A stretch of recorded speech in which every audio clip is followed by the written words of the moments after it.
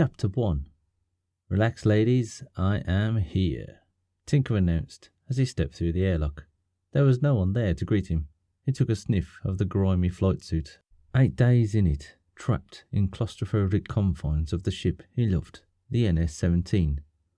Do I offend? Not that he really expected anyone to greet him on the pleasure station.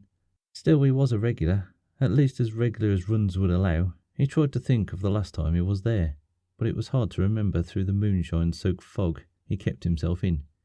It just made long, slow hours of space travel more bearable. He had a lot of hours in the ship, his ship. He reached a hand back and patted the hatch, then remembered he needed to secure the airlock.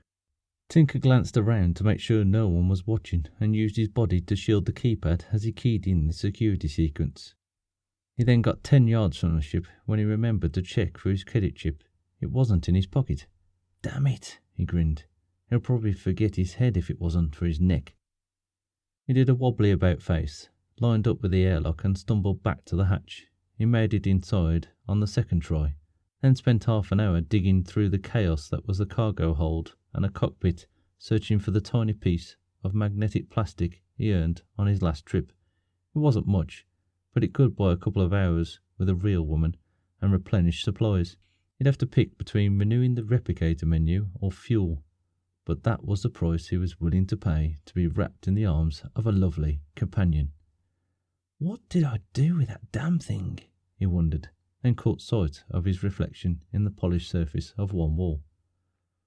He tapped the plastic mirror against the bulkhead to make the space look a little larger, but it had an added benefit of making him feel less alone during the long trips from station to station as he smuggled goods.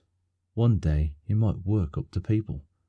That's where the real money was, but for now stuff was a key to eating, and drinking, and sex.